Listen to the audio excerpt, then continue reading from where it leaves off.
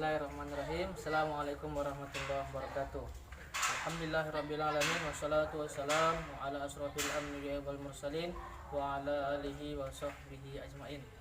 Allahumma sholli wa sallim ala sayyidina Muhammadin wa ala alihi wa sahbihi ajmain. Amma ba'du. Pertama-tama yang saya hormati Umi Ade Irma sebagai dosen pembimbing mata kuliah Tari Tasyrik. Yang ini Umi memberikan tugas akhir yaitu tentang pemahaman mahasiswa dan mahasiswi selama satu semester tahun ajaran 2019-2020 mengenai mata kuliah Tari Tasyrik. Baik, di sini saya akan menjelaskan pemahaman saya tentang ilmu tasyrik yang saya pahami, yaitu tentang dinamika hukum Islam mencapai masa keemasan setelah runtuhnya Daulah Umayyah. Di sini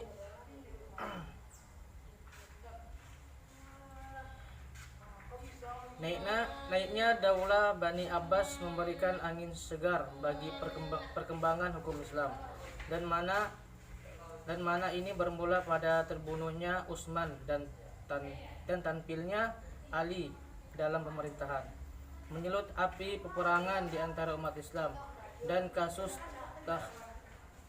tahkim Siffin antara pihak Ali dan Muawiyah membuahkan polarisasi umat Islam, Khawarij, Syiah, dan Ahlus Sunnah wal Jamaah atau jumhur umat Islam. Ketiga firqah inilah yang sangat mempengaruhi perkembangan fikih Islam. Yang pertama ialah Khawarij. Awalnya adalah kelompok yang loyal kepada Sayyidina Ali bin Abi Thalib, namun kemudian berbalik arah. Mereka kebanyakan berasal dari orang yang Badui yang berpikir lurus dan keras. Ali dianggap bekas pengikutnya ini telah salah karena menghentikan peperangan, sedangkan Muawiyah adalah gubernur pemberontak terhadap pemerintahan yang sah. Dalam pandangan kelompok ini, kedua kubu politik yang disebut di atas adalah salah dan sesat. Jadi Khawarij ini suatu pemahaman Islam yang keluar dari kaidah Islam yang bertujuan sesat dan salah. Kemudian kedua ialah Syiah. Syiah adalah kelompok yang mendukung Ali bin Abi Thalib dan keluarganya. Bahkan dalam perkembangannya mereka mengutuskan Ali dan keluarganya adalah maksum. Sementara aliran fikih dalam Syiah ada dua, yakni usuli dan akhbari atau ahli hadis atau ortodoksi. Selain Syiah juga terbagi menjadi beberapa aliran yang berbeda-beda dan memiliki karakteristik yang berbeda pula. Jadi Syiah ini ialah suatu aliran hukum Islam, aliran Islam yang mempengaruhi umat-umat Islam dalam hukum-hukum yang salah dan menyesatkan. Kemudian Syiah ini berpedoman kepada Ali dan keluarganya, dan tadi dikatakan bahwa Ali dan keluarganya adalah maksum. Jadi Syiah sama juga dengan Khawarij, yaitu salah dalam memutuskan persoalan hukum Islam. Kemudian yang ketiga ya Sunni atau Ahlus Sunnah wal Jamaah.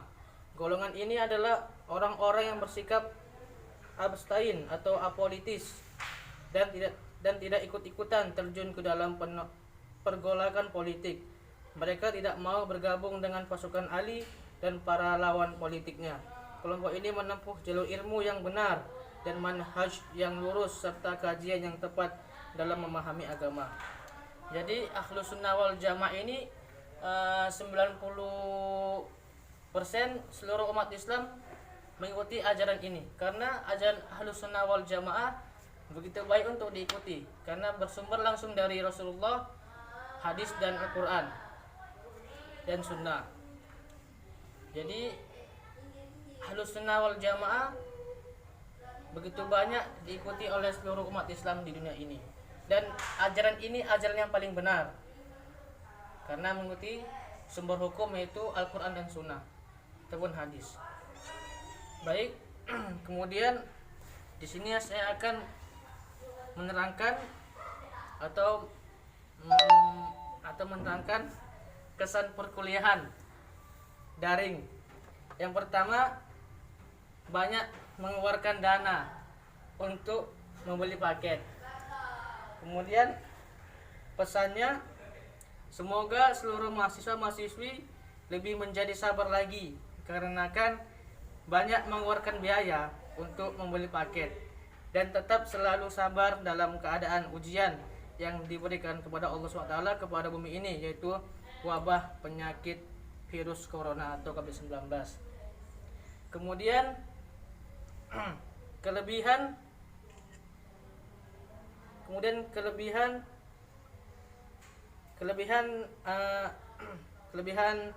perkuliahan daring ini ialah mahasiswa dan mahasiswi bisa santai dalam mengikuti perkuliahan seperti biasanya, bisa golek-golek, bisa rebahan sambil ngerjain tugas ataupun sambil ataupun berpresentasi dan lain sebagainya. Kemudian kekurangan daring ini ya itulah salah satunya saya kan berada di perkampungan yang jauh dari signal gitu kan. Jadi apabila ada suatu file atau makalah yang masuk ke grup untuk dibaca dan dipresentasikan, itu susah sekali untuk membukanya karena jaringannya lola gitu. Jaringannya lola, jadi agak susah dibukanya. Kemudian saran dan solusi seandainya perkuliahan online masih berlanjut untuk semester depan. Saran saya sih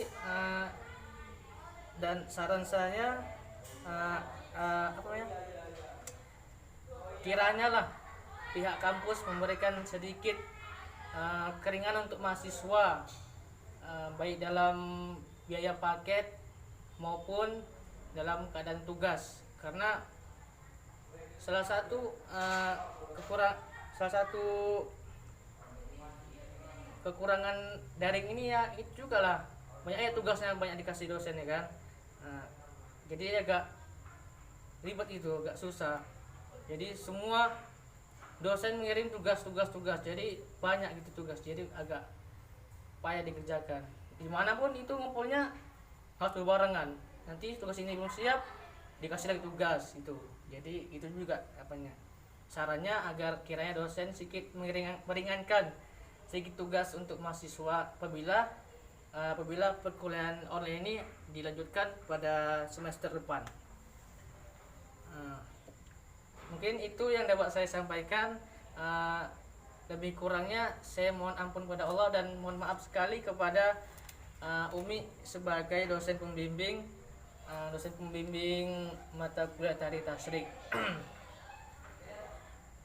Ya sudahi, wabillahi taufiq wal hidayah. Wassalamualaikum warahmatullahi wabarakatuh.